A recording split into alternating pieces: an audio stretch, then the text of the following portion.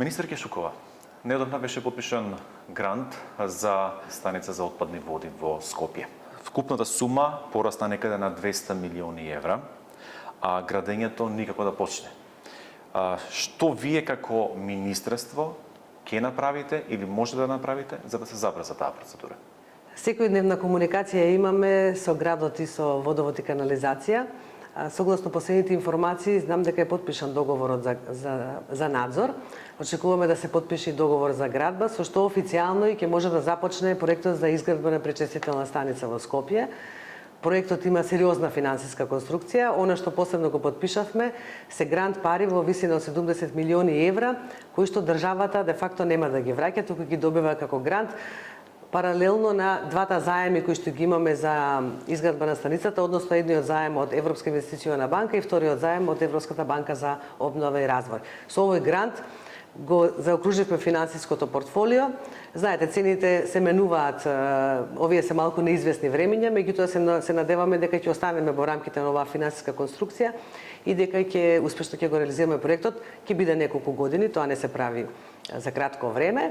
Меѓутоа битно е дека ќе го започнеме оваа година и во наредните неколку години ќе можеме да кажеме дека градот Скопје ќе има третман на отпадни води, што е многу битно согласно барањата на европските директиви и всушност многу е битно во нашиот процес за отварање на преговори и еден ден нели членство во Европската унија. Планот е да се заврши комплетно завршување да биде до 2045 година. Не постојат ли да речеме одредени процедури со кои што би се овозможило за таа процедура, односно цела таа изградба и цел тој проект да се забрзи, да речеме на некој начин да биде завршен порано? Значи, заклучно со 2045 година е планирано да воведеме терцијален третман. А заклучно со 2034 или 5 година де факто воведуваме примарен третман. Што значи дека во рамките на овие средства кои што ги имаме, ние во наредните години ќе направиме примарна селекција на водите. Тоа значи дека се фактички ќе имаме третман само на дел од компонентите кои што вршат загадување на водите. Она што кон кое што се стремиме до 2045 година е фактички да воведеме и терцијален третман. Што значи проектот во оваа фаза со овие пари нема да се спроведува 45-та, ќе биде многу порано. Паралелно како ќе го спроведуваме обезбедените средства, значи активностите согласно оваа финансиска конструкција што имаме, ќе работиме на тоа да воведуваме и терцијален третман. Значи нема да се гради 20 години пречистителната станица. Процесот за изградба на регионални депонии модерни од затворен систем некако тешко тргнува да се реализира. Еден од нив, да речеме, е реонот околу Свети Николе, каде што таму треба да се позиционира едно од тие депонии. Но кои се причините за ваквите застои? Дали се финансиски причините или можеби се политички причините? Па не би рекла дека се политички причините, повеќе би рекла дека беше можеби и навремено не почнавме со информирање на јавноста, граѓаните, што ќе се случува во нивните региони. Гледате каква е ситуацијата, состојбата со управувањето со отпад во државата, граѓаните се научени на оно што во моментот го гледаат. Најверојатно голем дел од нив немале можност да ги видат европските системи за управување со отпад, кон кои што се стремиме како министерство и како држава. Тоа првично го имплементираме во Свети Николе, односно во источен и североисточен регион, само централната депонија ќе биде во Свети Николе. Станува збор за современи депонии, кои што ќе бидат по европски стандарди. Нема да имаме загадување како што имаме во моментов. Во моментов имаме собирање, транспортирање и депонирање на отпад во нестандардни депонии. Сега се стремиме кон друг систем, ќе биде регионално управување на ниво на региони, ќе комбинираме 2 со 2 региона, бидејќи сфативме дека така е економски поисплатливо, не се исплати да правите централна депонија во секој регион. И ќе имаме примерна селекција, значи дел од количините на отпад кои што финално ќе се депонираат на депониите ќе се намалат. Примерната селекција ќе биде заклучно со трансфер станиците, значи имате домаќинства, собирање на отпад, трансфер станици, каде што ќе се намали количеството на отпад кој што финално ќе депонирате и она што не може да се преработи, ќе оди на централните депонии. За исток и североисток централната депонија е во Свети Николе. За другите два системи кои што ќе ги воведуваме, југозападна и Пелагонија, тие два региони со една централна депонија во Новаци, принципот ќе биде ист, како што ви објаснив за исток и североисток, и југоисток со Вардар со централна депонија во близина на постојната депонија во Василево. Но имаше противење од страна, да речеме, на Имаше локалната противење. власт, па дури од населението, конкретно за районот на Свети Николе. Имаше противење, Како да, и го решивме. Значи, минатата недела потпишав решение со кое што ги одземавме ингеренциите на општина Свети Николе. Не е популарно решението, меѓутоа ни беше последен правен лек. Моравме да го направиме тоа. Сега во делот на ингеренцијата на општина Свети Николе тоа го превзима државата. Во сите системи на управување каде што требаше да влезе општината Свети Николе, бидејќи таму формираме регионално тело кој што ги опфаќа сите општини, вклучително и Свети Николе. Тие со своји човечки финансиски ресурси го ранат, да речеме хипотетички, нели, регионалното тело кое што треба да управува утре од трансфер станиците до централната депонија. Имавме противење, нема да навлагам во тоа заради што е противењето. Решивме дека на овај држави требаат европски системи за управување со отпад, сите мерки кои што можеме да ги превземаме и правни лекови да ги превземеме, ќе ги употребиме, вклучително и одземањето на ингеренцијата на Свети Николе, што ја направивме минатата недела. Добро, и кога да очекуваме да почне конкретно да се реализира проектот? Во тој регион таму веќе работиме. Значи таму делот тој се финансира од предпристапната помош на Европската унија, од ИПА средствата. Значи таму веќе работиме. Таму веќе опрема е дадена на сите општини и во фаза сме на подготовка, исто така и се чистат дел од дивите депони, а во фаза сме на подготовка на тендерските досиеа, тоа се меѓународни поголеми тендери кои што треба да ги објавиме оваа година, значи за изградба на претоварните станици и за изградба на санитарната депонија. Значи таму ќе одиме многу побрзо во однос на овие другите региони. Загадувањето на воздухот е акутен проблем. Да, зимно време. Зимно време. Да. Што е она што вие во рамките на вашиот мандат со ова министерство би направиле за да се реши овој проблем или за да се тргне да се реши овој проблем?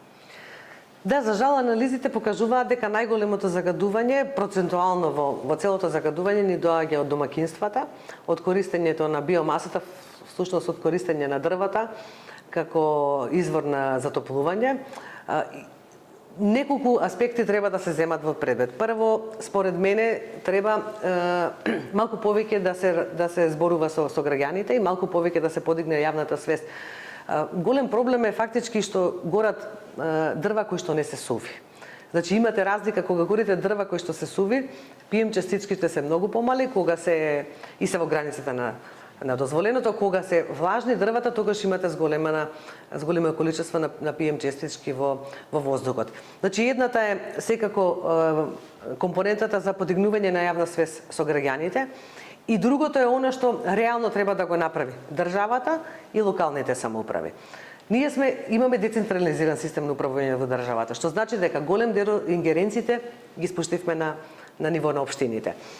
Очекуваме дека општините ќе продолжат со потикнување на мерки, па и субвенционирање на дел од граѓаните, кои што се особено за социјалните категории, мораме да бидеме свесни дека имаме повеќе категории на граѓани. Најголемиот проблем е најчесто и со социјалната категорија на граѓани кои што покрај дрвата, за жал, горат за да се затоплат и други материјали кои што се го загадуваат воздухот, како пластика, многу често се слуша дека тоа се отпадни масла и слично. Значи мораме многу да зборуваме и да работиме со граѓаните, и ние како централна власт и секако и локалните самоуправи, и да се продолжи со мерките, можеби малку на повисоко ниво. Значи се финансираа мерки за замена на системите за затоплување во јавните објекти. Тука не смееме да застанеме, мораме да продолжиме. Во моментов имаме активен проект на Светска банка кој што работи со општините во делот на енергетска ефикасност, на општините, кој што другото работи и на заменување на системите на грејење. А државата до пред некоја година финансираше ваква, имаше програма во рамките на централниот буџет, одеше програмата се спроведуваше преку генерален секретаријат во соработка со ресорните министерства, меѓу кои што бевме и ние. Мислам дека повторно треба да се вратиме на таа програма и повторно во делот на нашите надлежности ние можеме да интервенираме во објектите кои што се под државата.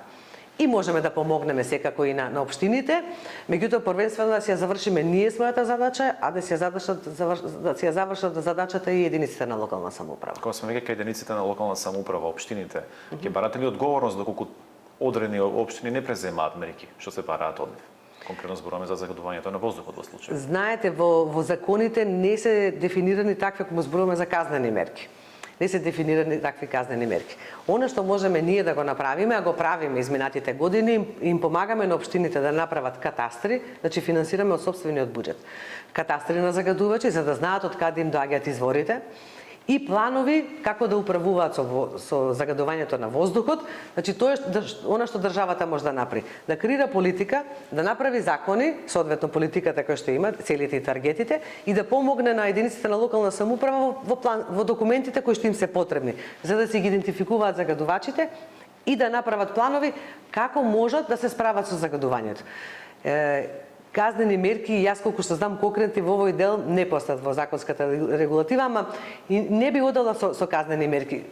Крајната инстанца може би некогаш ако се промени регулативата, меѓутоа мислам дека стварно треба секој од нас да тргне први од себе, затоа што сите ние де факто го загадуваме воздухот. Не го загадува државата, не го загадуваат општините, секој од нас граѓаните.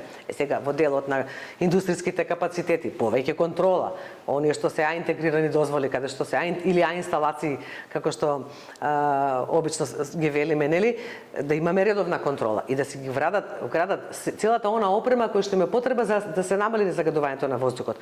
Големиот дел од индустријските капацитети, поголемите, вградија опрема. И кај нив е евидентно подобрување на системите.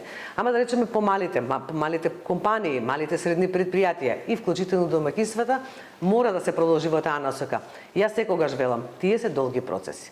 Значи, ние се лажеме ако велиме дека можеме во година, 2 или 3 да го намалиме загадувањето на воздухот за 30, 40 или 50%. Тоа не го направила ни една метропола.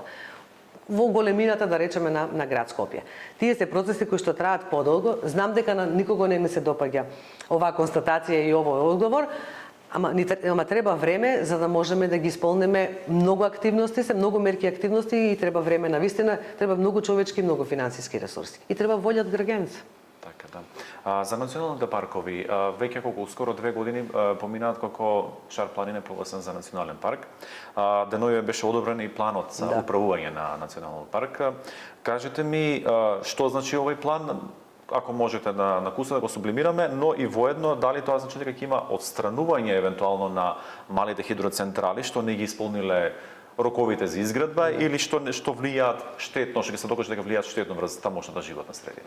Значи се е дефинирано во планот, точно минатата недела конечно се потпиша и ја информиравме јавноста, информираше и паркот, ја информиравме ние како што е утврдено во планот, така ќе работиме. Тоа значи во зоните на одржливо управување, оние мали хидроцентрали кои што навремено значи со време биле започнати, ќе се завршат, меѓутоа дозволи за нови мали хидроцентрали нема да има веќе. Како што нема да има ни во другите национални паркови. Значи она што го имаме постојано ќе продолжи да работи и ќе треба да се грижи да има биолошки минимум, значи да не ги загрозува водните тела кои што се во националните паркови.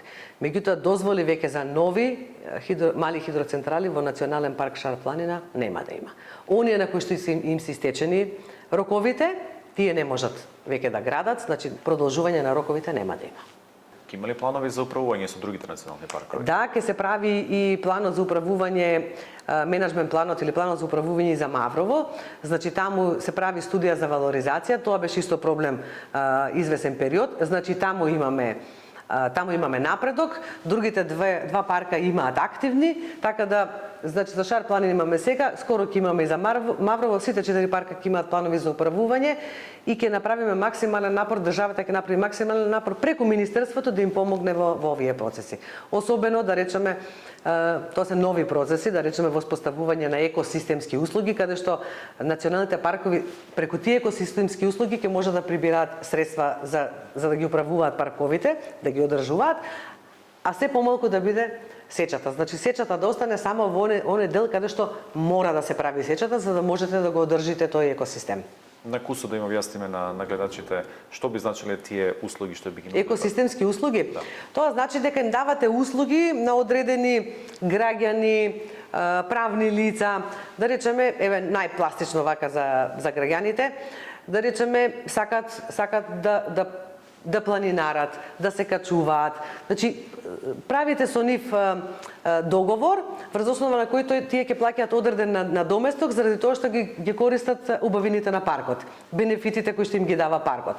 Или да речеме, сакате да собирате боровинки, еве да речеме, диво овоше. Значи има има повеќе од нив, значи во зависност од тоа каде се наоѓа паркот, каква услуга може да понуди, ама да биде екоуслуга. Треба да знаеме. Строгата заштита во парковите е обично мала. Тоа се мери во неколку проценти. Одржливото користење на паркот е поголем дел од она што може да се поголем дел од процентот де факто.